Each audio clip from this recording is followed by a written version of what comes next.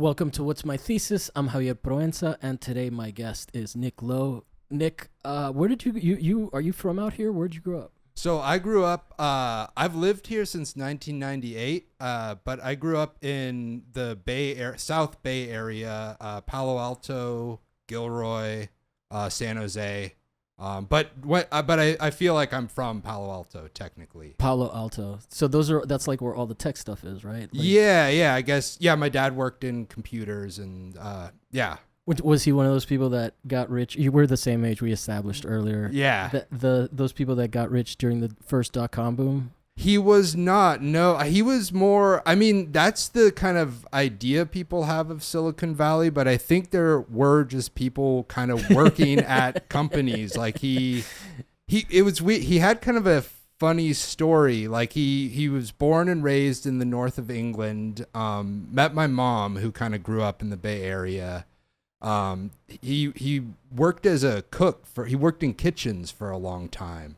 And then when he came out to the Bay Area in the mid 70s, I think he decided, yeah, I should get into tech. I should, apply for a job at Hewlett Packard. And then wow, he kind of just was at that company for, until recently. That's crazy.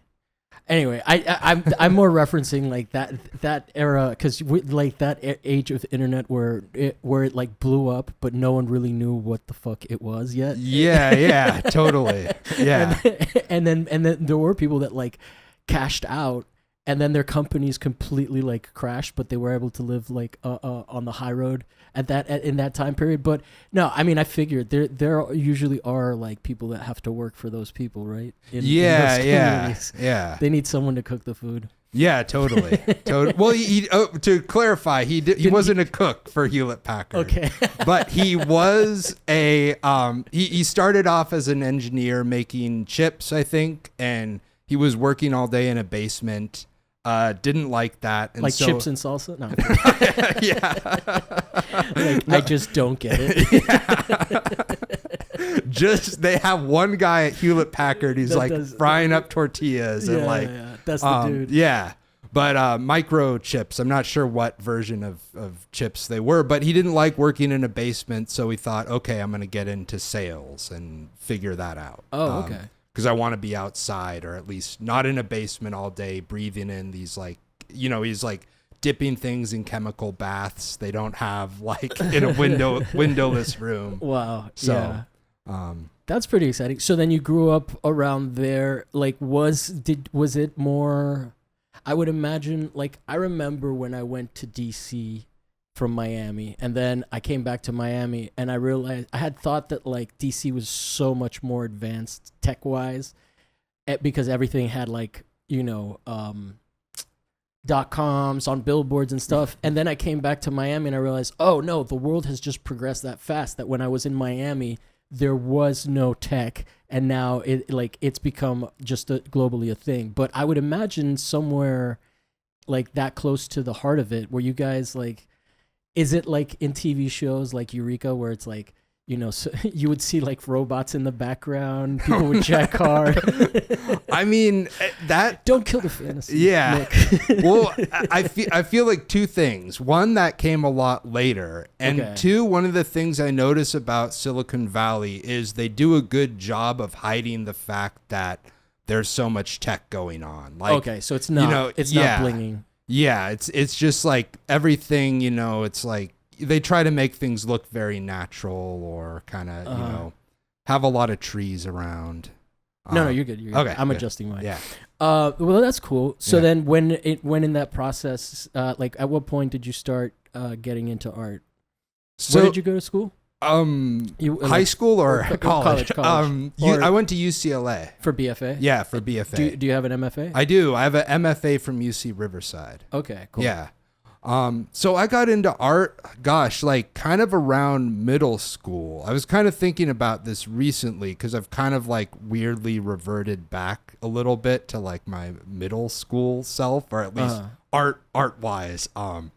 But like I got into drawing like around 11 or 12, and I got really into having a sketchbook and keeping a sketchbook with me, and you know, like I feel like at that time when you're in middle school, you're like, well, where do I fit into this mix of, you know, you feel like you don't fit in or you want some kind of identity. And then I felt like, oh, maybe this sketchbook is my identity. I'm just gonna draw. You were one of those. Yeah, me too. Yeah, just draw. I mean, I loved it, but at the same time, I was like, oh, this is a thing. I can like latch on to. You know. I had a sketchbook that I would paint over things that I didn't like. Oh, wow. Because it needed to be that good. Yeah, totally. What about you? What was your sketchbook process as a kid? What were you drawing? What were you like? Did you take notes in there? What was it for you, a sketchbook? So, that's a great question. I think I tried to make like each page of the sketchbook like a finished piece at the time. Like I was like, I treated it as each page is going to be its own drawing. And like early on, like I was really into like Image comics. Yeah. So which ones? I liked The Max by Sam Keith. Okay, The Max was pretty good. And Spawn. I mean, I thought McFarlane was like really impressive when you're 12. Yeah. You know, and maybe still is. I haven't gone back and revisited those. I mean, the drawing is probably good. I what is it? He every time he uses his powers, he loses a little bit of his soul. I think we're so. Sidetracked. Yeah. But no, I think this is important because I think there is like a generation of kids who grew up on Image comics. And, I was very much into Wildcats. Yeah. Which was more, I really like the Wildstorm universe because it did a good job of really densely packing lore into very few comics. Yeah. You know? Like, it felt like a lot of that stuff was already like generations old, you know, compared to like things that have been around for a long time but have been retconned so much. Like there were like parts where I just remember anyway. Yeah, no, totally. I actually really like looking back out of all the guys who were at Image at that time. Like I think Jim Lee maybe is probably my favorite. Like I feel like Todd McFarlane feels like a lot of bells and whistles that are unnecessary in his art. And then I also don't like the fact that he was like a big baseball like he got really into baseball. Oh, really? Like, yeah, like buying base. It feels like he's not a true. Yeah. The comics was just a stepping stone for him to make money. Like, you know, he and I haven't followed up with Jim Lee, but I just feel like that. Well, Jim Lee runs. He's the head creative at DC Comics, which is incredibly ironic because his reputation has always been as like not good with deadlines, and now he's in charge of everything. Yeah. Which is probably why people think the New 52 was so disastrous. But because that was their thing, and it admittedly it did kind of unravel, and they had to fix that shit fast. But yeah, this is becoming like we just start talking about Image comics. I mean, I've covered them before on the show. That was an early episode, but I don't mind talking about them again. Yeah. Did you what about Garth Ennis and whatnot? What you were leading into something, and now we've gotten distracted. That's what I'm worried about. Well, sketchbooks and just being like, I feel like that. Like 92, 93 was a good time for drawing. Like just comics in general were really amazing. Or there was that like excitement about Image where they kind of upped their game a little bit. The comics were a little more well produced. I feel like that was like the birth of the like the glossy comic book page. You know, it was like artists doing something. It was like the fucking speculative era too. Yeah, everybody like it was like like the comic. Now it's like the movies are very popular, and like the comics are kind of secondary. But like at that time, like people were thinking they could buy comics and be like, "This will pay for your college." Yeah, totally. Like Death of Superman. Yeah, I remember Death of Superman. But aside from comics, I felt like animation was really great at that time, and it was like there were like kind of like different voices coming in. Like I feel like Ren and Stimpy, Beavis and Butthead was like, you know, the characters had that weird shaky energy that I loved, like in the drawing. And so I guess all of that was kind of just inspiring for me. Or there was like a lot, like it was like this world that I kind of wanted to like somehow be a part of or kind of merge into. Or do you identify as a drawer? Or are you a painter? Where are you? You know, if I was talking to a gallerist, I might say I'm a painter, but just between you and me, a drawer. Okay. No, I mean, yeah. you can paint and be a drawer, but I mean, I think I know painters that don't identify as having the drawing skill or like to just do drawing. You know, drawing as a means to an end as opposed to drawing as the end in itself. Yeah, I think I'm I consider myself a drawer. Okay. I mean that's where I kind of whatever. I think that's where I got really excited about art. That was my first love. I feel like it's always accessible. I think a lot of us comic guys, like people that grew up in comics, because I'm thinking of John O'Connor that I talked to recently. And we like the episode is literally called Drawing as the Medium. Okay. But it's funny. Yeah. I mean, and then I also talked to Nick Neighbor, who like also, but he wasn't so into talking about comics. He was more of a draftsman, architect. But it is funny, like, you know, because my first inkling was to draw with things that I had handy. I wasn't like, I'm still not really into messy process, you know? Yeah. So I don't know. Okay, tell me about, so then from there, like your sketchbook was mostly just like stuff like comic book drawings or? Yeah, pretty basic. Like I would open up a comic and I'd find like, oh, I like this picture of Psylocke or Jubilee. I was going to say Hot Girl, right? Well, okay. Let's back.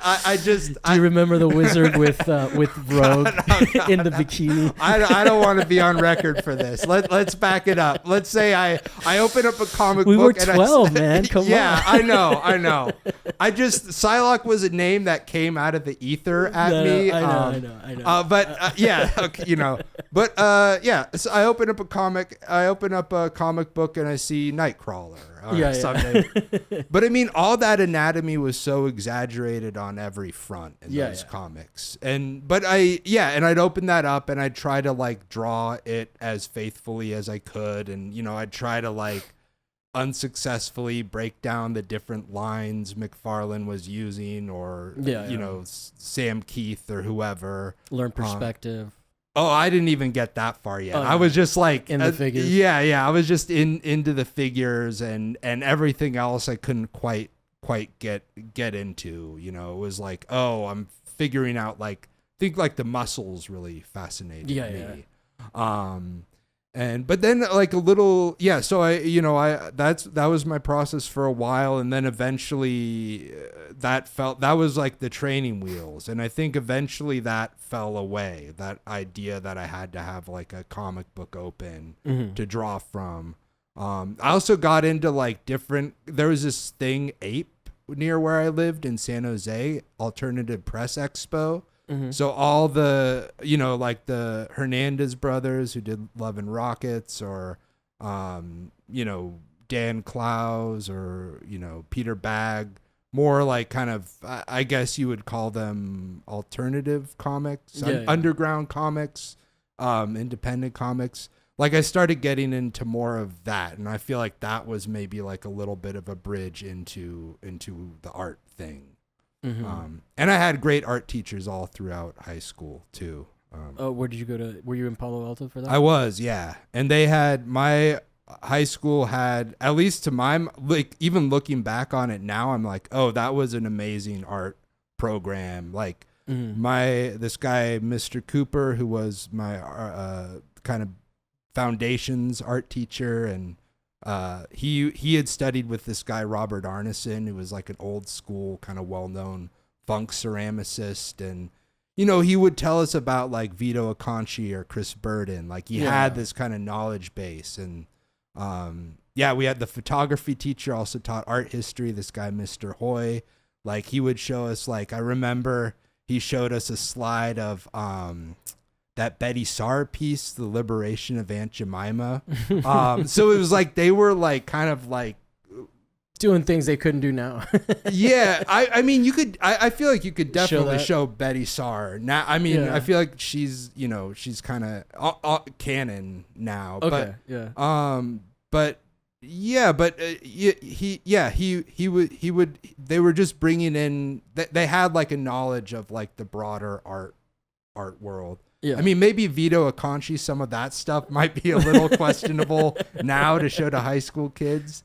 But I'm more thinking about the parents more than the kids. You know, the kids could probably handle it, but like the outrage nowadays it seems like it's there's a lot of supervision of stuff. I've seen like books like I don't know, I think Burbank banned like Huck Finn and stuff because Burbank banned Huck? Yeah. Oh man, that's crazy. The school district for racism. Which I get. Yeah, totally. But also, like, it's also kind of like, you know, I don't know. Whatever. I can't speak to that, I guess. Yeah. That's a very specific book that uses a very specific word a lot of times. Yeah, that's true. So. I just, as you were talking, I just kind of remembered. It's been a while since I read that book. Yeah. No, I mean, it's not like that book was that important to me. Yeah, totally. I was like, no, they gotta keep it in. But it's just interesting when things that are considered classics and representative of a certain time, you know, get banned. Like, and I understand why that happens, obviously. Yeah. You know, but it happens. Yeah. Anyway, we can change the subject. Yeah, totally. Okay. Yeah. So what's it called? Yeah. So tell me about UCLA. Where your process, like what kind of program was that? What year were you there? So I was there from 1998 to 2002. Okay. So I think at the time the school had just gotten a lot of heat. Like I like Toba Kadori came out of there, Jason Rhodes, people who good heat, not like, yeah, good heat. Or you know, artists were kind of coming out of that program and who doing were really well. Yeah, and I also remember at that time it was interesting. I felt like sculpture was really kind of the main. Like right now, I feel like in LA, it's like painting is the main thing that like everyone kind of gravitates towards. But at that time, I felt like it was really, and again, this might be my own where I was in the city, but I feel like sculpture was, kind of the main event, or that was what people were excited about. Yeah. And I could not make sculpture. I couldn't focus when I was like building things in the shop or anything. So, that I was like, okay, I'm, you know, that's not for me. But my best friend, Rye Rockland, who's an artist, he was really invested in sculpture. Yeah. Yeah. Well, I mean, that program is crazy now, right? Like it's almost, it's pretty intense in the way that it builds people up. Do you think that is related to like the rise of LA's art scene? Do you think that LA's art scene has improved like dramatically from that era, or like, because my experience and the narrative that I use on the show, because it's just my experience, is that since around 2012, like that's when LA started to really get its due, around the Pacific Standard Time era. But you've been in the scene a lot longer than me, because I just moved here in 2008. So, and I didn't really get involved around 2012. So it could just be my perception, because I'm actually more active than before. Yeah. What do you think? Do you think that like LA has, because there's definitely been more New York galleries coming out here. Yeah. And I don't care for that so much. The New York galleries coming out. So I mean, I should be careful on two fronts.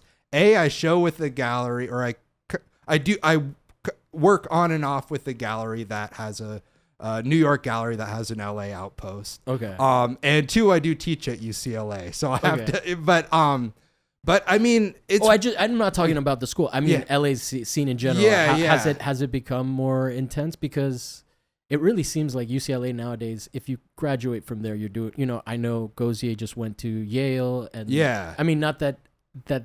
I know other people that have gone to Yale that didn't go to UCLA, but UCLA seems to be a pretty good launching point.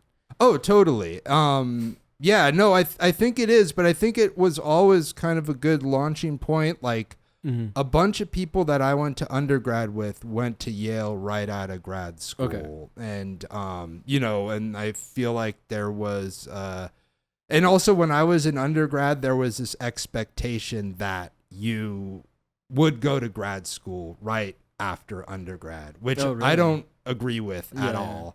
But it's weird. I guess I've been in it, so I don't know. I mean, it's like there's definitely more galleries. Like I remember like there was a time like when I felt like I could see every show in LA. Yeah.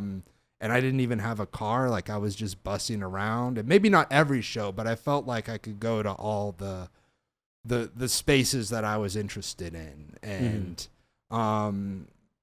yeah, I don't know.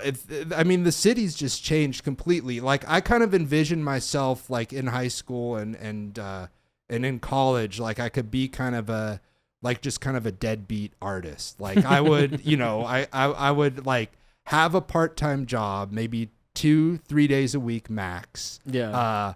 Be able to afford like an apartment and a studio, and and just be able to like kind of make work and read books and not have to fully throw myself into this like kind of capitalist system. And and that hasn't been the case. Like I work all the time. I feel like there's, even when you're at a gallery, I feel like you're expected to constantly ramp up your production, constantly make more, constantly make bigger, constantly refine your materials to get at something that's more impressive, I guess, or kind of spectacular. And yeah, there's like, I feel like they kind of, people expect like a really quick pace. And painting feels like this very slow thing to me. Like you make a move and you think about it, and you kind of abandon a painting, and then you pick it back up again. And I feel like and that's what kind of gives a painting its magic. I feel like not all the time. I think different artists work different ways, but I don't know. Do you feel, what's your relationship to painting? Do you feel like I've just started painting. I'm still feeling a little bit like a poser because all I'm doing is masking. I've painted before, obviously in school. Like I said, for me, the immediacy of drawing has always been primary when I'm active. I also do a lot of conceptual stuff that like doesn't really require me to do much in the physical world until I actually make the object and show it, right? So painting, I mean, I think that like having a heavy conceptual bent on stuff, painters were always, it's taken me a while to get used to being able to talk to painters because the language is very different than like, it's a lot less postmodern in its in the way that people refer to it. Not that everyone's like a Clement Greenberg, but but it like the medium itself, like same as photography and other mediums, it's specific to what it can and can't do. It's a very narrative form that I really appreciate it. I spent a lot of time with like classical paintings and Renaissance paintings because I grew up in Italy. So from that standpoint, I remember getting bored at like the repeating themes, the enunciations. Yeah, totally. like you get into studying these painters and they all paint the same shit. Yeah, yeah. It's funny. I kind of wanted to come on and talk about this, but I went to Italy for the first time a month ago, and it's something that was like in my heart for a long time. Like, oh, I've got to make this. Like, I almost thought of it like a pilgrimage. Yes. Okay. Thank you. I mean, it's fucking Italy. A lot of people think of it that way. Yeah, totally. But as a painter or someone who's like, who loves painting, like it is like such an amazing place to go. And, and at first I was like, oh, great. There's going to, I was just bracing myself. There's going to be a lot of Jesus stuff or, the Annunciation. And I was kind of like, my favorite is Feast of Herod. That's the decapitation. Yeah, totally. But that was that. It's Annunciation's Feast. Sorry, I broke. No, okay, yeah. That's it. Yeah, and Gentileschi. Yeah. She has like kind of a well-known one, right? Yeah. And I get that confused with Judith and the Head of Holofernes. Yes. Yeah. But I kind of was like looking at like, I went to all the spots that, the kind of popular spots like the Uffizi. You went to Florence? I went to Florence and Bologna. That's it. Those are pretty good places. Yeah, I was there 4 days.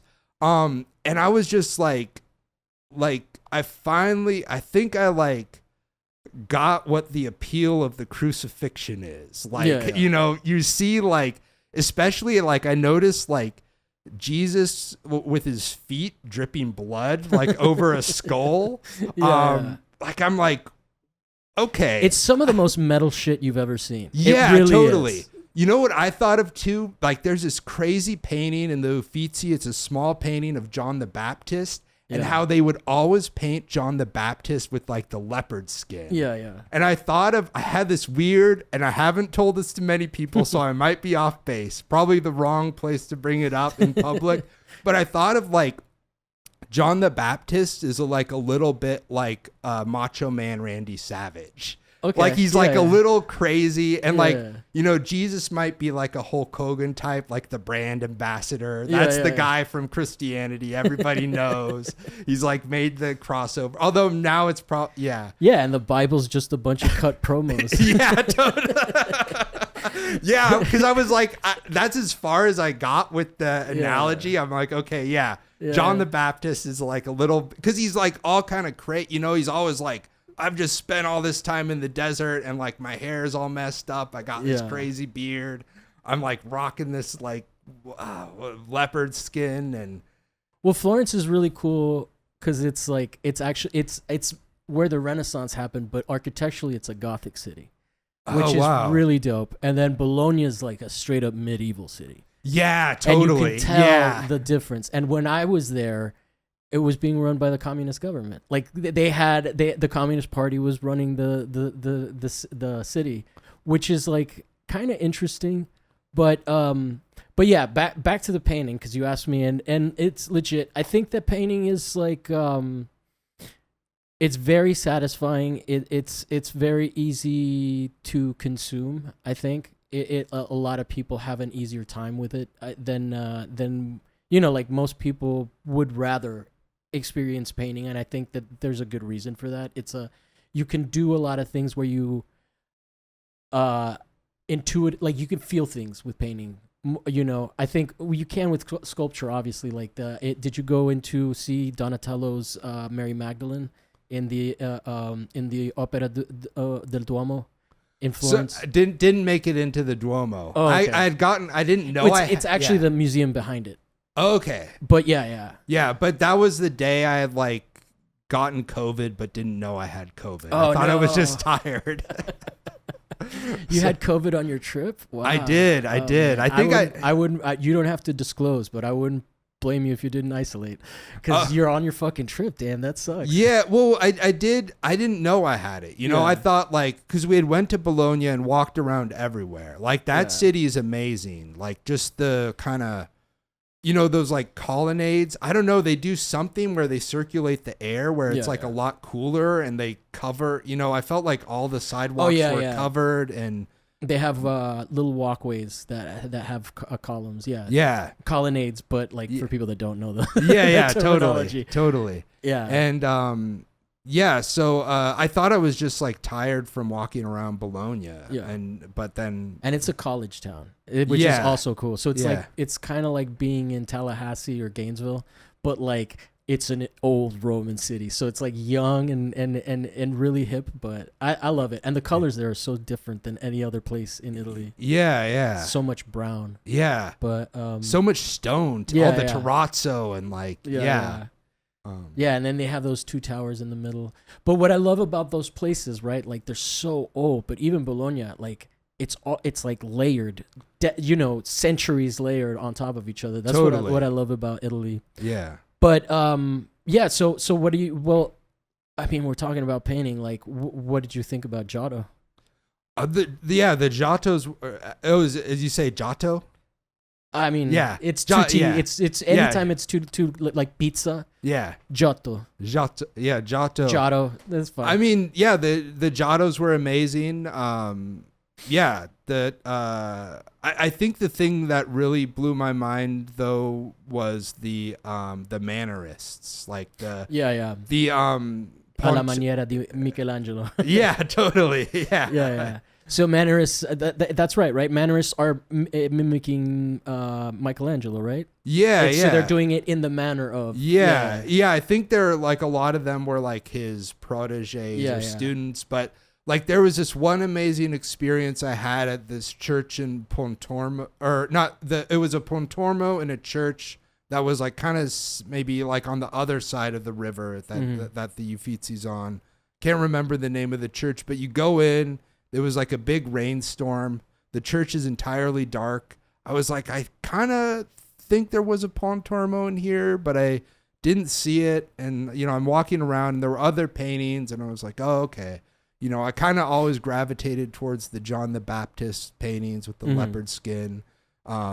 And this kid comes up and there's like a little machine in the side of the church, and he puts a euro in and the lights go on and then you see the Pontormo and it makes this kind of like a kind of like this sound, and the lights go on for a minute and you get to see the painting while the lights are on and then they go off. I love it. And then I was like, oh, I want to that. I was like, wow, you see it because the color is so amazing where he mixes everything with white and they're like just these like kind of neon colors. And so I was like, oh, I think I put €3 in the machine. And like, just kept looking. Yeah. And that was like kind of an amazing experience. And there were like a couple of Giottos that were kind of that were stunning, but that was like the things that made an impression on me were not the things were the more unexpected things, like the Palazzo Pitti. That I was just walking around. I had tried to look at like what it's kind of hard to get a sense of like what you want to see, like when you're looking at guidebooks, but there's like so much to see there. Yeah. But I was like walking past and I was with Rochelle, my girlfriend, and I was like, let's go in that building. That looks like a crazy building. Look at how big these bricks are. And like we go in and we start, the collection there is amazing because they give you no clues as to what anything is. It's just like bunch of paintings on the wall. Each frame has the name of the artist.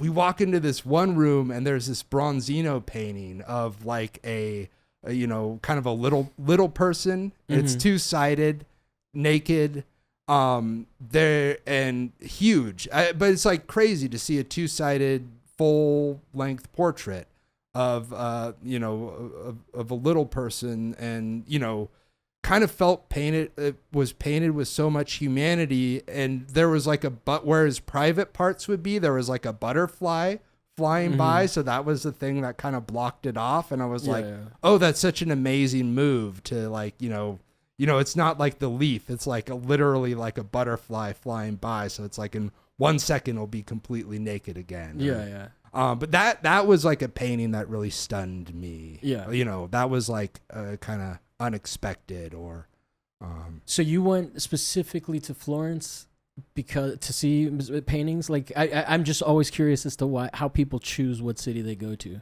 And I'm also offended that you didn't go to Rome. Okay, yeah, fair enough. But we're going on a second trip. Okay, you better go to Rome. Yeah, but just to give you a little bit of a backstory, my sister had a civil partnership ceremony with her partner in London. Oh, okay. So we went to that. And I'm like, I don't know when I'm going to get to go back here. This is something I've wanted to do. So I got it together and booked. I could like kind of manage 5 days in Italy. And I just chose Florence because there were a lot of different cities on the table, but I was like, seems there's like a couple things I want to see here, or it seems like a good starting point. Didn't know much, I felt like I made the right choice to start out. I feel like flying into Florence is a lot like flying into Burbank. There's like a kind of ease, and it's a small enough city where you can kind of walk around and you can kind of get a feel for it. It was just kind of random. I didn't know what I was doing, basically. No, that's the best way to do it. Yeah. But I also one of the things I really wanted to go to when I was out there was the Morandi show, the Morandi Museum in Bologna. Okay. Because that is like, that one's the one that surprises me. Not like it. I mean, it's a great place to go, but like most people don't think of Bologna as like the amazing city that it is. Yeah. You know? Yeah, So, totally. Yeah. So I'm just like, I'm excited that you picked that one, but, Yeah. but I'm also like, what is the thinking behind it? But that makes sense. Yeah. Yeah. Yeah, because you do have like crazy specific museums. I love all that shit. I spent a year in Florence. Very, very intensely formative to my art practice. I don't know if you like noticed, but there are no straight streets. Like everything is always kind of taking a curve, Totally. you know? Yeah. So then, like, Wow. when you're learning perspective, it's such a trip because first of all, you have so many examples of like 3-point perspective. You just look up and you experience it real, you know, Yeah. and then you know you start to learn things about like, okay, well, if they aren't, what's 2-point perspective if all the planes aren't, all the buildings don't line up, right? Then you Yeah. have to keep shifting the you know, this building has 2 points and then this other building has other 2 points because of the shift. So it's really, it's very cool. I miss that feeling. I used to have like a really good walk to class from that. I lived almost outside of the gates, like just right at the gate, on like far, like, but kind of where it was like less hectic. And then I would walk across the Arno and then just see the big fat river rats. They have rats that are this big on the river. I didn't see any river rats. Wow. They might have cleaned them up, but they're Wow. like part of the, like, they look like rodents of ridiculous sizes from Princess Bride. Oh, okay. Wow. Wow. Wow. It's like that. I was like, oh, they do exist. But yeah, well, cool. Well, I mean, you obviously don't paint in a classical Renaissance style. So what can we talk a little bit about your practice specifically? Yeah, totally. And we can always tie in what you like about painting, classical painting too. Yeah, totally. I mean, I'm always down to talk about Italy. Yeah. Yeah, gosh, where to start? I feel like it is always kind of like, you know, I feel like, you know, I've been making art pretty seriously since I left undergrad, 22 years ago, I guess. Yeah, a lot of twists and turns, but I mean, right now I'm kind of working in an abstract mode. I have no idea how I got there. Mm-hmm. You know, I think it was just a process of elimination. Like I feel like I did that thing where I tried everything and just the things I couldn't do just kind of fell to the wayside. And the things that didn't like kind of hold my interest fell to the wayside. And yeah, just, I mean, the work I'm making now, I feel like kind of started during COVID. Like, you know, I lost my studio, or like, you know, felt weird about going to like a shared studio space. So I was back at home and I just started making small drawings again. And at the time I was like really stuck in what I was working on, trying to finish these big paintings that just didn't seem to be going anywhere. I just kept going in circles, painting over things, building these surfaces. And yeah, I just started making these smaller drawings, just, you know, filling up the page with like scribbles, I guess, for lack of a better term. Mm-hmm. And that was like, you know, just fill up a page with scribbles, do another one. And I was like, oh, I like this. And, you know, eventually I added color and, yeah, and so I basically just started, you know, kind of had this random impulse that I've been building on for the past 4 years, I guess. Yeah. And you showed some of those recently, right? Where was the show? I did. So I did a show at South Willard in That's May. what it was. Yeah. And damn, dude, time goes by so fast. Yeah, totally. In my head, it was like, oh, you just recently did it. Yeah, but it was recent. I mean, May is not that May, far May to June. The show shows up. It came down June 15th, and yeah, I was kind of it was I was just like, you know, eventually like I was working with color pencil, and then I started like on small, like, you know, kind of 9x12 sheets of paper and just, you know, filling up and figuring out different ways to work with color. And then, you know, I had these oil pastels and that I had forever, and I started working with those, and I really love the oil pastels. They never dry, and you can scrape and cut into them and layer them. And that's something people always hate about oil pastels. That they never dry. Yeah. Why are you using oil pastels? They never dry. And then eventually my unused oil pastels. Oh yeah, nice, nice. The Faber-Castells. I mean, you say you don't like messy medium. I feel like oil. No, I haven't used them. Oh, wow. I'm Okay, sure. Yeah. Oh, can I see those? Those are. Yeah, these are nice. I mean, I'm like, now that I have the table, I'm sorry, I Yeah. derailed you. No, I tend to jump around from subject. I get derailed easily, but I'll have to try those out. Yeah, But- I mean, I do want to get into them. Yeah. No, they are definitely Yeah. a messy medium for sure. Yeah. And then I went from oil pastels to oil sticks. Yeah. They're basically just oil paint in stick form, and I feel like a lot of my journey I love painting, but a lot of my journey with painting is like, oh, how do I get the immediacy of a drawing into a painting? I think a lot of artists struggle with that. Yeah, Or some artists will just like completely be like, I'm just going to draw, and this is like an ideological thing where I'm sticking to drawing, and painting is this bourgeois kind of object, and like drawing is like, anyone can pick up a pencil. It's a democratic medium. But then I'm going to pay $2,000 for a frame on this big drawing, So it's always So I went from these like, I guess that's like, to sum it up, like, it's like figuring out how to get the kind of immediacy of a drawing onto a canvas, and then how I've found that like my process with painting is very kind of, to get that immediacy, it's been very labored. There's a lot of steps. Like I'm like, okay, if I get the surface of the canvas exactly like a piece of paper, then that like kind of brings it a little closer to drawing, and I end up like putting like 22 layers of gesso on a canvas, and like squeegeeing each layer. I'm sure there's a better way to do it, but actually, Alex Andrew Sanchez? I do. Yeah. So he's the one that was telling me how to do the gessoing, and you're supposed to do 5 with a roller, and then 5 layers with a roller, and then 5 layers with the squeegee, and then you sand it down, and then if you have any gaps or leaks in it, you use a razor to fill it in with material. Oh wow! So you're not that far off. Yeah, it's fucking labor intensive. Yeah, but you want to sell it for a lot of money, you got to put in the work, right? It's like it's. I think of it now as painting. Actually, I didn't realize. I interviewed Tita Whitney, and she was like saying that she thought about the way that, like, she said something, and I was like, wait, you don't gesso your canvas? And she was like, no, I'm thinking about how I gesso the canvas.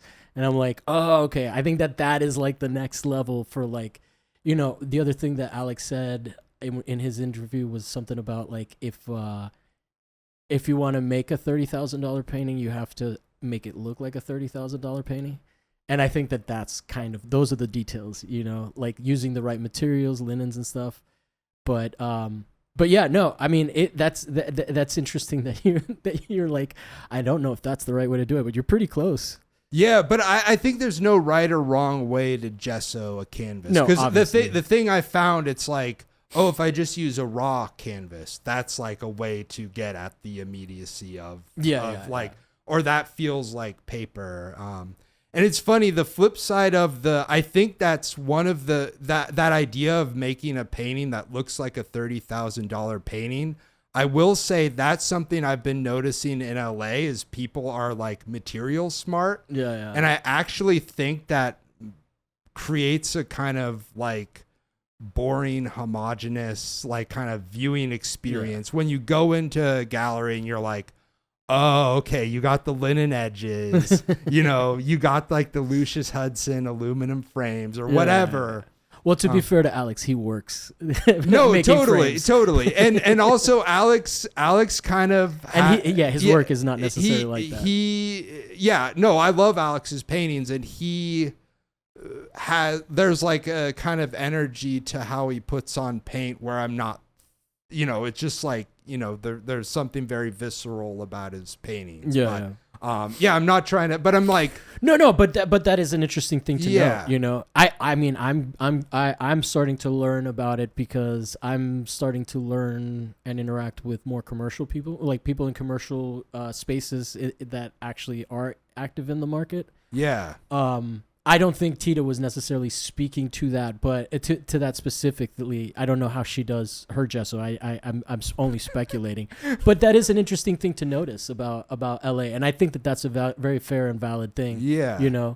Like I was like the amazing paintings that are just like the Paul Tech newsprint paintings that are just like cheap paint on newspaper, and those are like really amazing. Or even my friend James Iveson, he was talking to me about like Twombly's paintings, and Twombly used like the shittiest materials. Yeah. Can I swear on here? Yeah. No. Okay.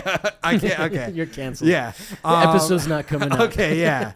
You can bleep that out. No, But it's fine. Twombly would use like that cheap, like student grade Dowler-Rowney house paint, a pencil. No, and Mark Bradford uses like, I think I heard him say that like. He was saying it in the third person, which I find charming. He gets to. Yeah, no, 100%.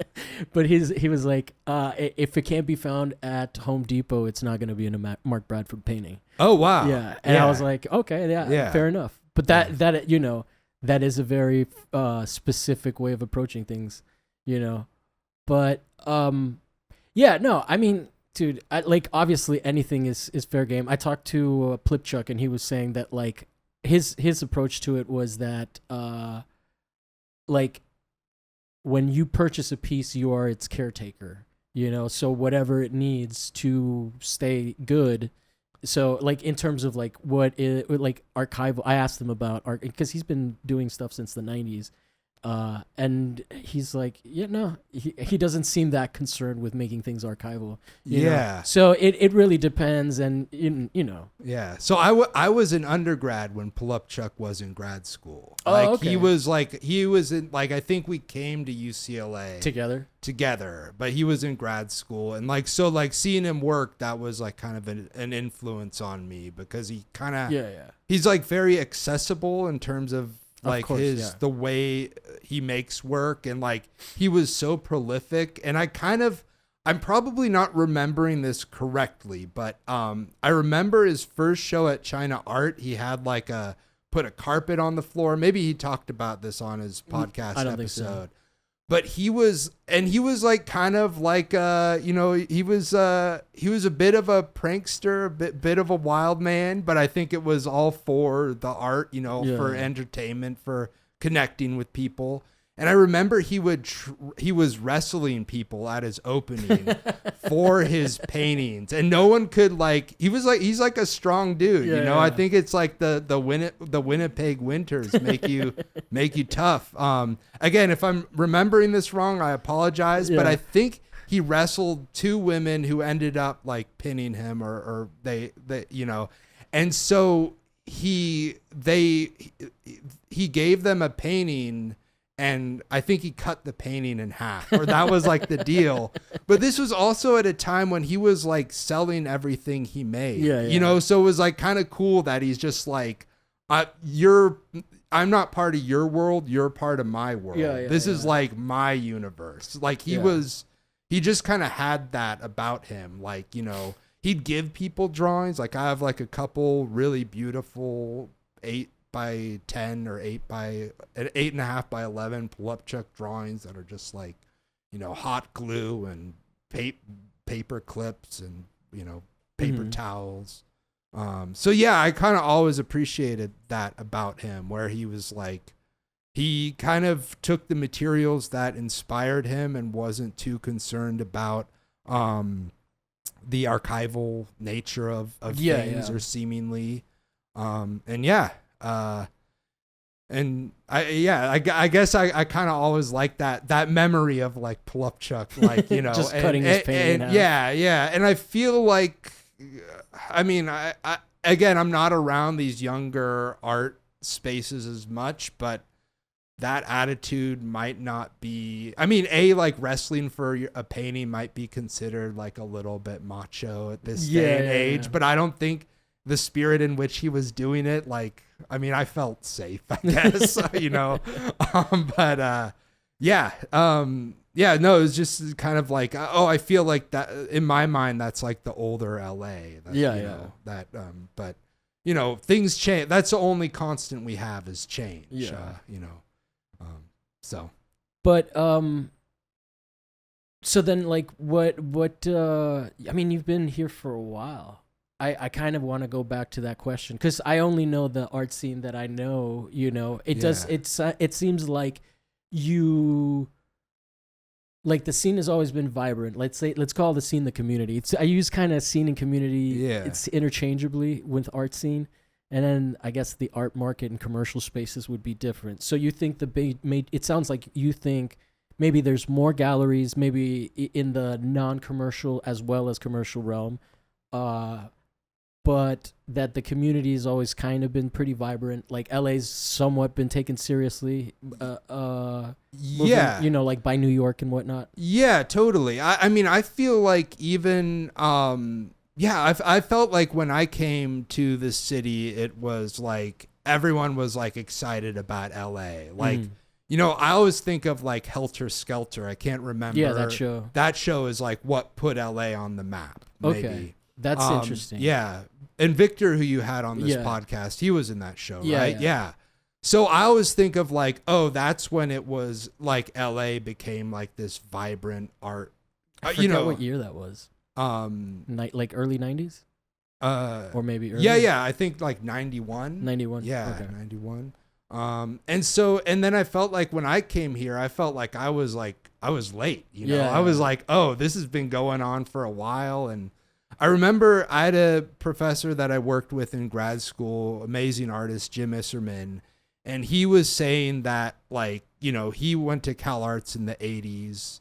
And that maybe was like a moment, like that Cal Arts moment where things got was kind of the genesis for the art scene of LA. But he was saying like, when I was in grad school, there were no openings, there were no galleries. We just went to shows. Like I felt like early 80s, there was kind of a vibrant punk community, like kind of like, or maybe late 70s, like before the like, no disrespect to the Huntington Beach kids, but I felt like the Huntington Beach kids came in and I felt like the old LA punk scene, like the days of the Mask, again, just from what I've read and what I've kind of watched, that was like this really kind of vibrant, amazing artistic community. And I felt like a lot of artists were in that scene, like Pettibone, even though he was not Huntington Beach, Manhattan Beach, he was like one of those kind of like Manhattan guys. Beach is like millions and millions of dollars. It's like the richest places in all of California now. It didn't used to be, but it's fucking crazy. Yeah. But I just remember that there's that amazing book. Is it Get on the Bus or something? The one, not Get on the Bus. That's a Spike Lee movie. Yeah, it's very different. But it's the Henry Rollins's like tour diary that he wrote. I forget. Yeah, and like writing about like going to Carl's Jr. in Manhattan Beach and like. There was a salad bar at Carl's Jr. and just filling up your entire tray with salad. I just have this image of like Henry Rollins like eating a giant tray of. And Henry Rollins is so beloved, but he must have been insufferable. I think he's still kind of insufferable. I mean, I'm a fan. Oh, totally. Yeah. I remember when Liar came out. I mean, that was really when I first became aware of him. I was not a Black Flag connoisseur at that age until that came out in like 94, 92. It was my intro to like Rollins band. Yeah. No, totally. I think that was probably my entry I was listening point. to Helmet. Do you remember Helmet? Yeah, of course. Yeah, Helmet. Betty's awesome. Yeah, that's the shit. Yeah. But yeah, so I think like it's always been a vibrant community. I think like, I think like at least like, I think this maybe bears talking about at least a little bit. Like when I was like in the art scene, it was mostly a lot of white guys or that's where the kind of focus was. And Still kind of yeah, still kind of is. Yeah, fair enough. But at least there is a, at least people like me are are trying to like expand our minds about what. Yeah. No. I mean, I think actually you hit on something because, I was in a collective that was like, that I felt was very, when I joined it, it had a lot of people that I was interested in being around. And then it ended up becoming sort of like a pretty waspy space specifically. And then, I slowly started to expand my horizons and just like interview more people because when I was there I felt obligated to interview people that were around me, and document that scene. But then I just kind of got to talk to more people that I'm more interested in, and I think maybe that sense of that I'm getting of LA coming to life is only coming maybe to life to some people that weren't a part of that. Yeah, totally. Yeah, okay, like, yeah. I mean, I'm always curious. I understand that I only know what I know. Yeah. So it's like what Gertrude Stein said. I always love this. Again, not a huge Stein scholar, but there's this amazing Gertrude Stein quote, knowledge is what you know. Yeah. Yeah, which is definitely something you come across a lot in life with other people. You're like, oh, they don't know these things. Yeah. But yeah, I mean, it also sounds like, I think that it's one thing to have like a vibrant community. It does seem like you would agree that there are more opportunities here for showing and stuff, and especially to more people. Right. Yeah, totally. So that's an interesting change to note. Yeah. But I mean, that doesn't invalidate the scene. But like, it also sounds like it was more punk and less shows. I feel like the vibe at a punk show is very different than the vibe at an art opening. Yeah, totally.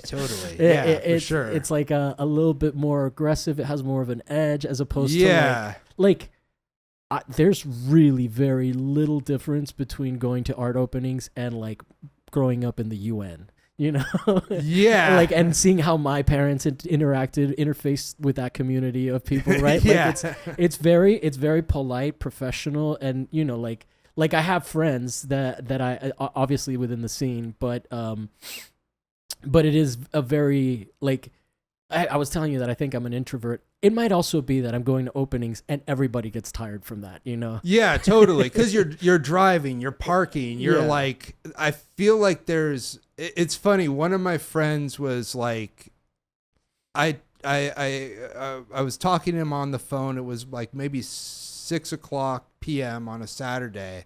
He's like, "Oh, I'm going to work now." Yeah. And I was like, "Oh, you're going to the studio?" And he's like, "No, I'm going to an opening." And I was like, "Oh, that's interesting." That's how I think of it too. Man. Yeah. And it's funny. I was just thinking about this. I kind of feel bad. Like, I don't go to openings as much as I'd like to. Like, Saturday morning comes around, and I'm like, okay, I'm going to go to the studio for a bit. And then I'm going to go to this opening. And I'm going to bring a change of clothes because I'm going to get sweaty in my studio. And then, like 4:00 rolls around and I'm like, I think I'm going to stay in the studio. I don't, and, well, for me, the networking, especially because I just really got back into like my practice. I think my dad died last year when he first passed away. I got really into making paintings. Wow, I'm sorry to hear that. Oh no worries. I'm working through it. Okay, but I appreciate your empathy. Yeah. But yeah, like I think that like I basically mostly network as a podcaster, which means that for me at openings, there's a lot of opportunities to meet new people, right? Yeah, so totally. I feel so guilty when I don't go. Yeah. I'm like, this was my chance to go and get to know this person and whatnot. But yeah, it's definitely work. Like, I mean, I like going to my friends. Like, it's the difference between going to like an art opening or like somebody's cookout farewell party before they go to grad school kind of thing. You know, like, totally. The vibes are just different, Yeah. So what's it called? I went to a couple of those. So like Long Beach, I think Cal State Long Beach or one of them. Do you know where Tita Whitney went? I forget. Yeah, she went to Cal State Long Beach. Okay, so that group has like a really strong class. Like, Oh, totally. like Yeah. that's Elmer Guevara. That's what Josh Josh Vasquez. That's his Instagram handle. Yeah. Joshy Bear.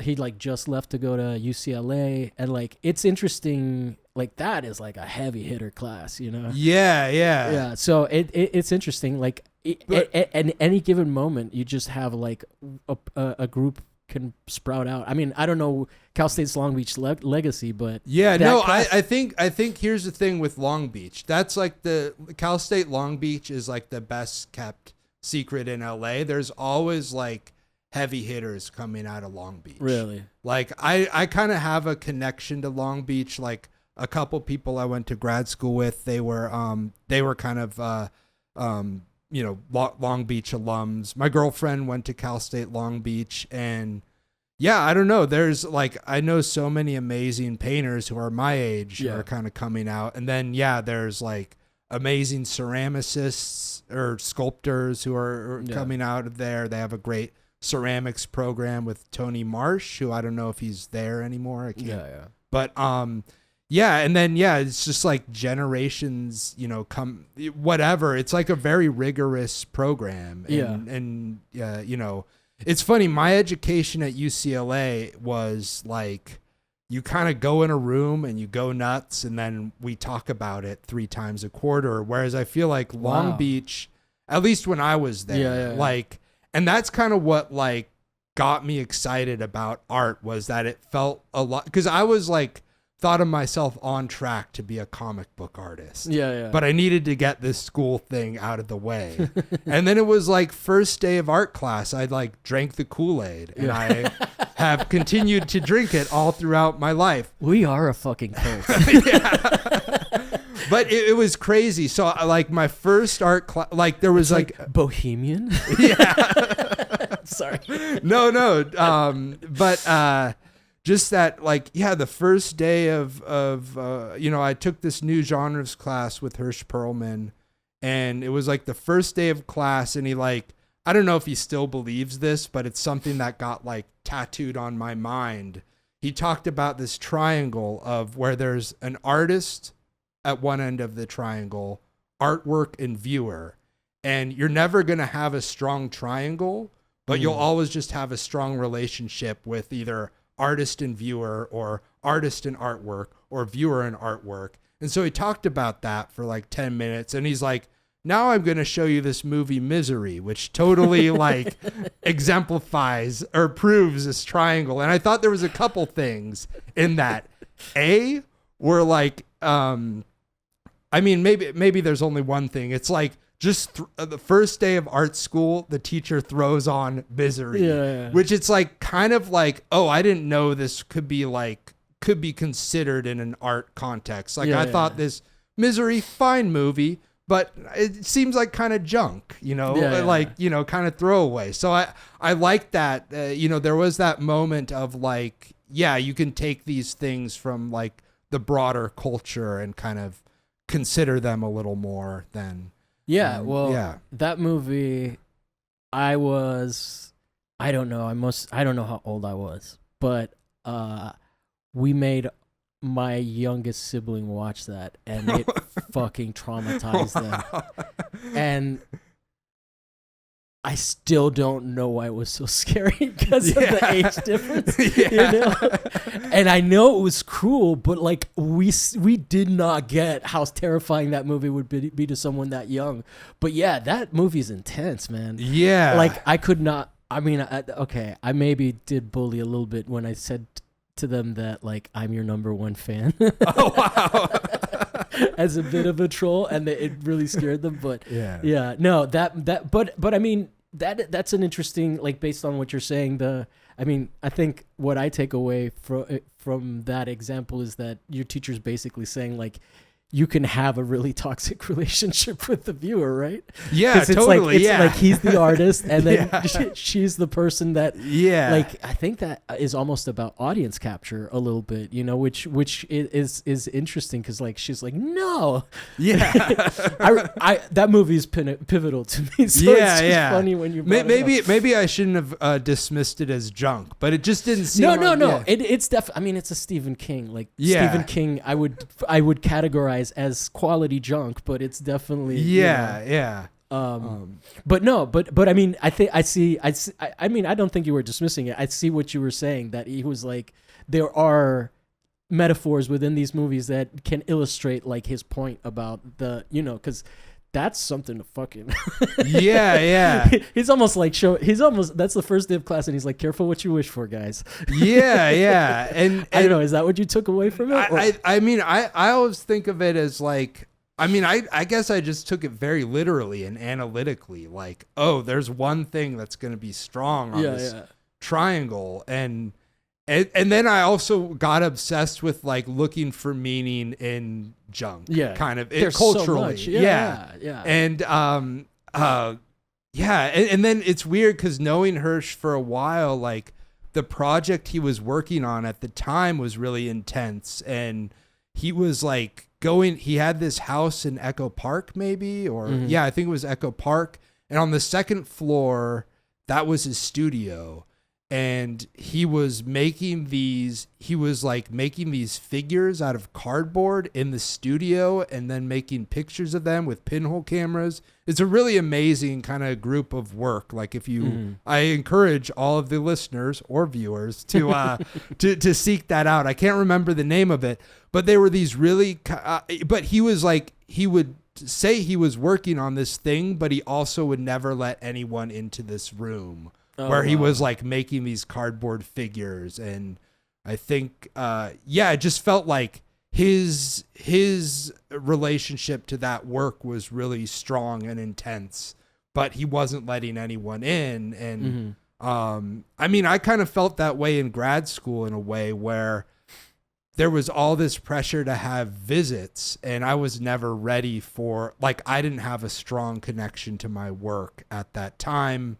I felt like my connection to, it took me a while. It took me all 3 years of grad school to figure out how to create a strong connection to the work I was making. In that context. I would say definitely I didn't feel a strong connection to my work until after grad school, or after my BFA. I didn't go to grad school. Excuse me. No, that makes sense. But I also think it's funny that my takeaway is that the audience is going to kill you. Your takeaway was not that. Yeah, I was like, it's so obvious. Yeah, but I do feel like, you know, the audience does always. I mean, okay, if we can again, not to dwell on this too much, but like working with the gallery, like if you do something that gets any kind of traction, it's like, you know, we want more, you know, you have to hit these deadlines. And I kind of had this, maybe I'll open up about this. I've had all positive experiences with all galleries I've worked with, but I've also been like, oh, I'm working with a gallery right now. I want to play ball. Like, you know, I know their job's hard. I think it's kind of a thankless job being a gallerist. Like you deal with these, collectors who aren't the most pleasant people, and you deal with artists who are also not the most pleasant people, but also not pleasant people in a very different way. So I'm like, okay, I really want to work with this gallery. These are people. And I feel like it's hard for me to maintain that kind of relationship with the gallery. Like my work just kind of, you know, I do like one good show and then everything else goes downhill. And then I have to, like, you know, I feel like I just got a bunch of work back, and I was like, oh, no wonder no one wanted these paintings. I mean, these aren't finished. These aren't done. And I think a little bit happened. I figured out what I wanted to do with the paintings in the time between making them and like 2 years later when I got them back. And and I think paintings just take a little bit of time to figure out, you know, especially if you're working intuitively. going back to like some of the Renaissance paintings that, my friend Zach Harris was saying that like those Renaissance paintings, like they were doing things like by numbers almost. Like you'd make the drawing and then you'd do like a paint by numbers thing and then you'd put the glazes on. And it was all like hundreds of thousands of tricks. They needed to plan a lot because Yeah. they're painting frescoes. That shit is fucking Totally.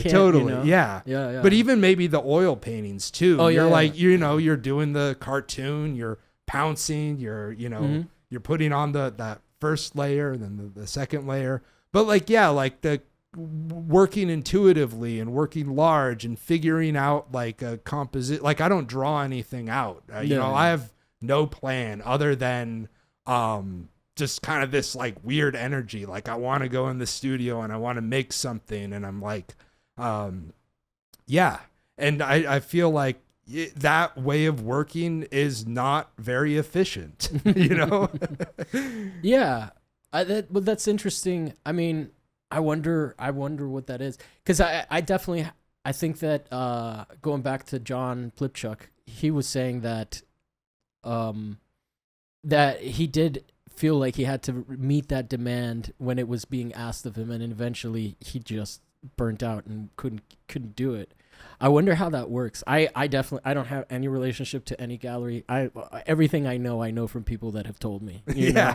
So it's at best secondhand. But I wonder how. Like I wonder what can be done about that. If it's overwhelming you. Yeah. I wonder. Like I don't know. I don't know how that works. But like Yeah. I mean, I think that from what I understand, they're probably excited about the work, so they want more of it. Right? Yeah, no, totally. Yeah. So it's not a bad thing. It's just maybe a conversation kind of thing. Yeah, and it's like just something that. But if you feel like it's diminishing returns the pace and it sours a relationship with a space, like I would definitely maybe talk about it now with them. Yeah. Like, hey, I don't think my process is slower than this. Yeah, and I don't think any of my relationships have been soured. Okay, I mean the way I maybe a couple early on, but I feel like it's just like, it's not maybe not sustainable, or it's kind of like drift maybe but a little bit of drifting. you also came into it for a different reason, right? Like I think like you liked the bohemian lifestyle of it, and if it becomes a full-time grind. I mean I guess I like the term deadbeat more than bohemian. Okay. Like I love. Are you a parent? I'm not. No. Okay. Yeah. Then that's fine. Yeah. But I mean, I love being in the studio and I try to work on art any moment I can. But I don't know. There was this comic that I really loved as a kid, Hate by Peter Bagg. And the main protagonist, Buddy, he was like this guy with a flannel. And he had like hair over his eyes and he's always like, everything sucks. Oh, but this record is pretty good. And I kind of like modeled myself after him a little bit, or I thought would you say you're a curmudgeon? I'm a grump. A grump, not a curmudgeon. No, there's a distinction. Yeah. I'm a grump. I love people though. I love connecting with people. I love talking art with people. You just don't like getting rained on. Yeah. But I mean, I think I imagine even the guys in the Renaissance, like they had to deal with the church, like the Pope was probably mad annoying, like, and I feel like it's a struggle with like art and commerce and how to navigate those two things. Like you need money to live, and how artists earn a living. I teach. That's like kind of like the day job I kind of luckily got. It's something I was trying to do. And, I just feel very lucky that and you got a good one too. You're in a good spot. Yeah. Well, I do Pasadena City College for the most part. And then I do UCLA once or twice a year if I'm lucky. But that's very lucky. Yeah, I know, totally. And, I love both of those jobs. And, unfortunately it's like, my life is a little easier if I sell a painting. Yeah. I mean, I guess. What do you think if you were able to focus only on painting and then didn't have the day job, that you might be more comfortable with the demand? Now I'm playing art therapist. Oh no, It's just yeah. weird. I think I would implode probably. Okay. Yeah, because that puts like an enormous amount of Pressure stress on you. Yeah. And where you only have that, and and I think too, there's something that happens where. I think I get a lot out of teaching just talking to young people, and I get excited about what they make. And I have a theory that the best work I see is like bona fide canon stuff that's in a museum or things that are made in a beginning drawing classroom. Yeah. Like they're just like where people haven't figured out the rules yet, but they get excited about something. They don't know their limits. And, there's just something I feel very lucky that I kind of got into teaching and that I like it. And I figured out a way that it works for me, and people are nice, you know. Kids are nice. Students, I feel like students are nicer now. You haven't been canceled yet? I haven't, no. And I'm trying to think. I'm trying to think of moments when I could have been, but I think I'm like, I take it pretty seriously. You know, I make sure like I want people to feel comfortable, and, maybe you talk to students and you're like, oh, well, he doesn't do that. But I try to make people feel comfortable and heard, and, and I've take criticism about whatever class I'm teaching. Of course, it eats me up on the inside. This is all my based on my perception of what the new generation is like, but I have no contact with them, so I take your word for it. But yeah, I mean, to me it seems terrifying to be a child. Nowadays, just because, like, there's like. I don't know, man. The doxing that happened with like the protests in all of that. Like, that's like, that is so crazy. That's such a mind fuck, because you have all these institutions and all these people that are saying like, oh yeah, no, decolonize and all of this stuff. And then you speak up on what you've been kind of taught. Yeah. And then now you're canceled like that, and you can't, like, you're out of Yale or whatever the fuck. Like, that's crazy. It seems crazy. Yeah. And that was something that kind of broke my heart, to be honest. Like, it really tore me up inside, because, like, just kind of following the protests and kind of the Western media really vilifying these students. And then in UCLA I was not on campus during that time. I was not teaching, but like I knew a lot of students who were like in the encampments, and I know they were like some of the like smartest, most sensitive, kind of most caring, inventive people.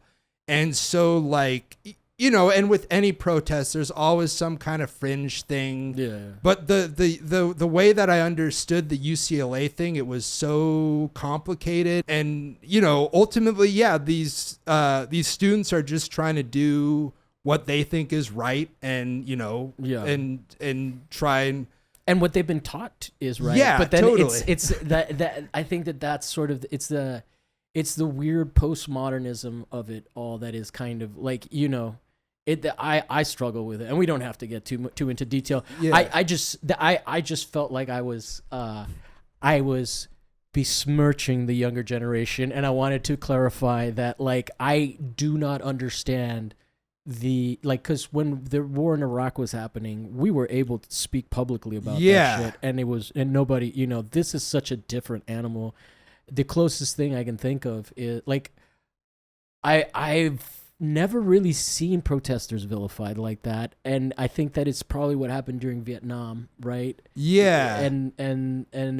But it's very crazy. Yeah, but you even look at like the Hollywood blacklist. I mean, it's totally different, but like, and the little I know about the blacklist, how these people are coming out of the Great Depression, and they're like thinking like, maybe this capitalist system isn't going to work for the greater good of humanity and, you know, thinking about, you know, how things could be changed and, you know, and just, how people lost their jobs and, you know, they're writing scripts under different names and, you know, it's wild. I feel like, like, you know, I mean, the communists were really vilified in the 50s. I mean, they still are kind of, I guess, you know, and I know that's a whole other complicated. No, but I mean, it's all related. I mean, but I'm saying like in my life, I guess what I'm saying is that in my, like, I'm Gen X, like by 1 year, you know, the year after me, I'm on the cusp. So I'm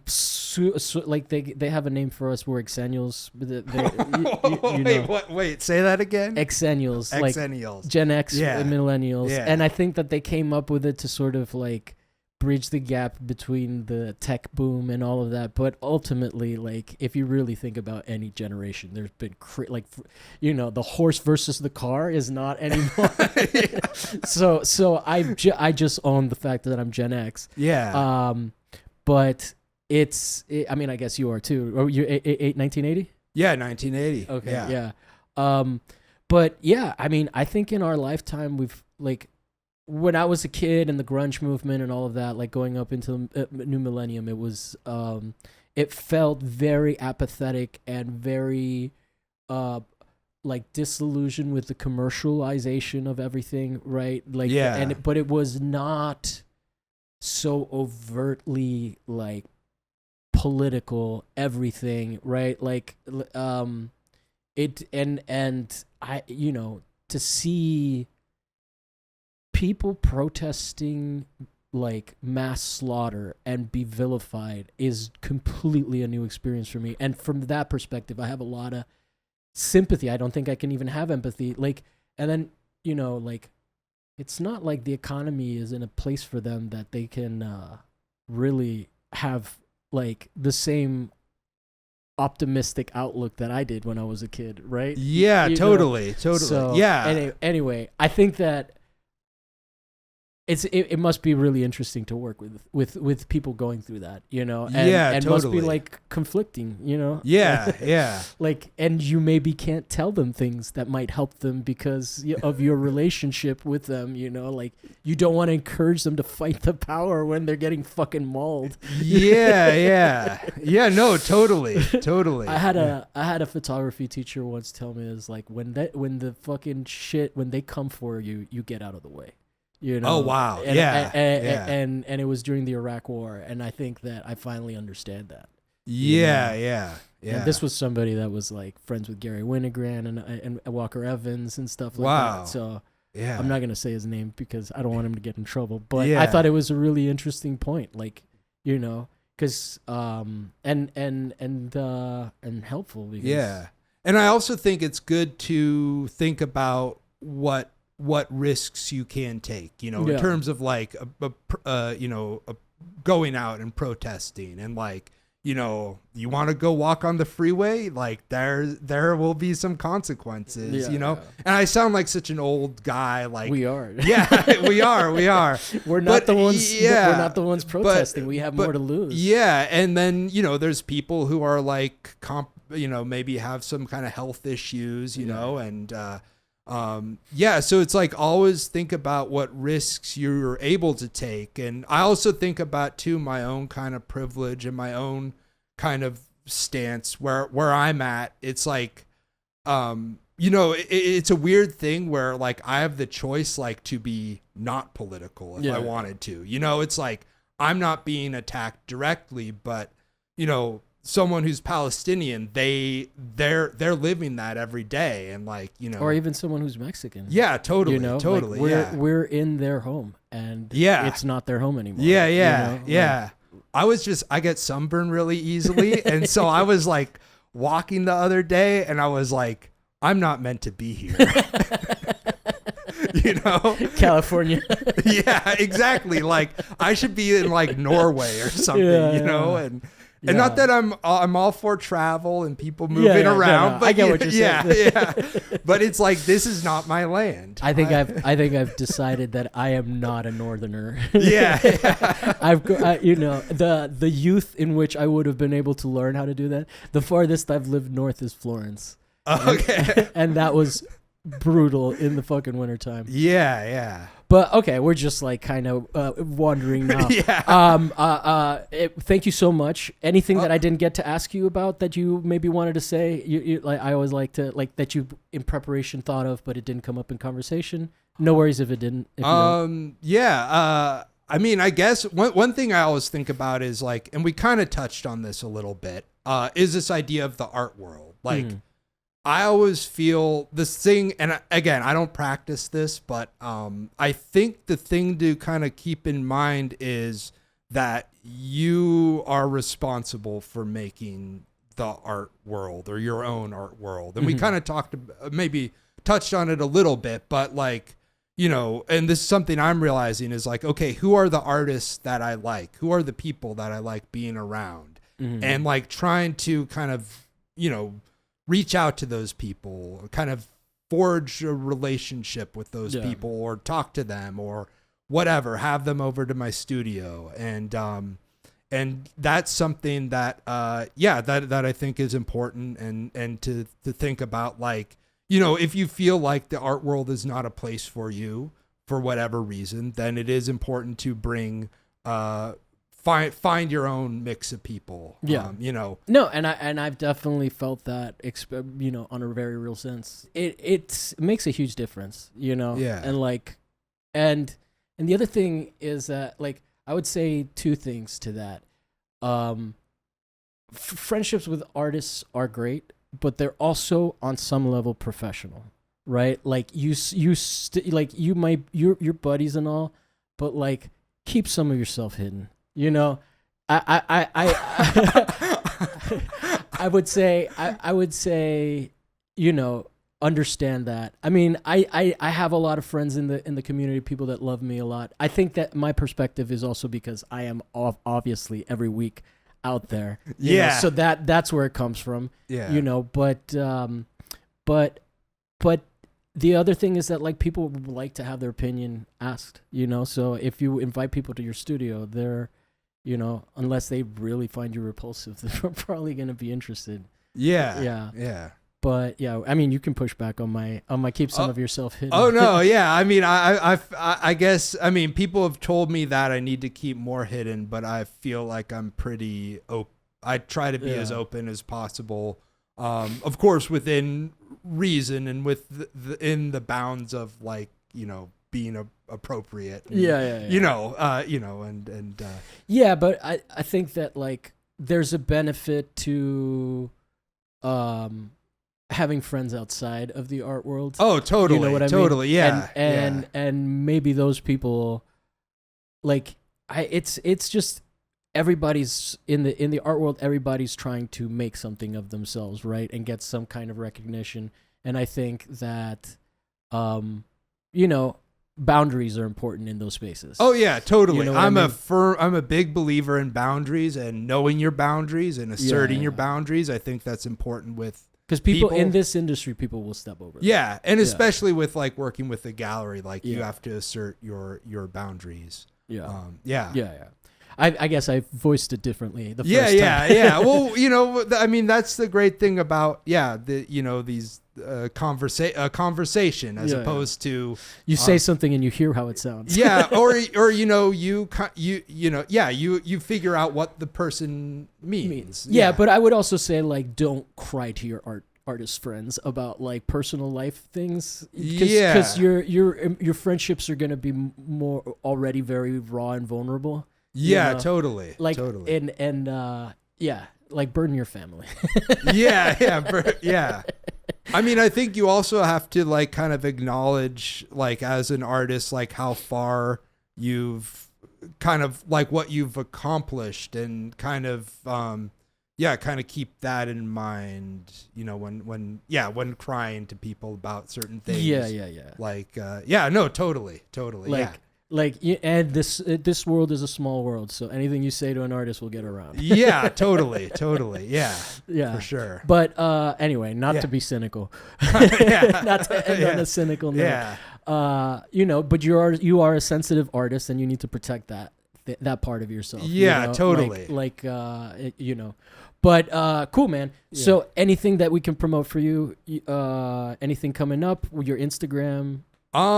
Anything coming up? One thing I'm participating in that I'm kind of excited about. I don't know the exact dates offhand, but I think it's gonna be a week from Sunday, maybe. Oh, okay. South Willard is doing this guy Ignacio. I'm gonna say his last name wrong. Perez Marone, I think. He is putting together kind of, I guess it's a benefit, kites for Gaza. So I'm designing a kite that's been like a fun project I've been working on, like this idea of like making a kite. And I think that'll be at South Willard. Again, I apologize. I don't have the firm details. No, it's okay. Yeah. I mean, if it's a week from next Sunday, this will probably come out after it. But okay, fair enough. But we still like to document what people are doing. And that's been like, because I'm like, I have this tetrahedral kite that I'm making, like a kind of four-tiered pyramid. Yeah, but it's exciting. But I'm like, how do I map a drawing on? And it's very rudimentary, 3-dimensional, but like, putting it together and like mapping a drawing onto 3 dimensions has been a kind of fun, interesting way of getting my mind activated. And then of course it's for a cause I believe in, and I feel like there's not enough people in the art world talking about what's going on in Gaza right now. Isn't that like surprising? Yeah. And the conversation, all the posturing that our community does. Yeah, totally. And granted, I don't know about the nuances of the kind of geopolitics of that area, but I know you don't want people dying at the rate that they're dying. Yeah, and I don't want to see kids dying, Yeah. And I think because of what's happening, we've seen images coming out. We've heard from Palestinians. We've heard from really kind of brilliant thinkers, Fred Moten, Angela Davis, Nora Ericott, all these really brilliant thinkers. You can't shut this conversation down. That's terrible. No. Shame on you if you try to do that. Yeah. Yeah. And at least it's at least a dialogue that needs to happen. Yeah, for sure. Yeah. No, there's been an astounding silence on all of this, and it is a cynicism making. Yeah, it makes you very, very cynical, but I definitely acknowledge that. I mean, I struggle with it. I had to stop doing the show for like 2 months. Oh wow! because I was that started in October, November, and I just couldn't I was just like I was burnt. It was the same year my dad died. It was the accumulation of all that stuff, like grieving while you're grieving, is very intense. Yeah. That shit broke me, and it still hurts. Yeah. I have a very hard time with the realities of American politics when things come like this, and you realize that what people say they believe in doesn't, which goes back to what I was saying about these poor kids that went to protest and thought they were doing the right thing, and they've been taught that it's the right thing, and it was like, no, well, this gets an exemption for whatever reason because it's complicated. Yeah, and you wouldn't understand. And I'm like, yeah, I see people dying, Yeah, totally. I understand that. I want that to stop. Yeah. But well, I mean, now we're bummed. But thank you so much for doing the show. And thank you for having me. And awkwardly, I will do my plugs now. Okay, yeah, go for it. Well, if you enjoyed the show, like and subscribe, give us 5 stars wherever you listen. And we got Other Places Art Fair coming up, or it might have already passed by the time this one comes out. Or it might be this week. But come check us out if I leave this in. And we're going to have some merch. I ordered some stickers if you guys want to help the show out and get a little sticker so that you can show people that you listen. That would be very cool for us. And we'll be back next week with another guest and another topic that may or may not be art related. I assume I said like and subscribe. And we'll see you guys next week. Thanks. Thank you.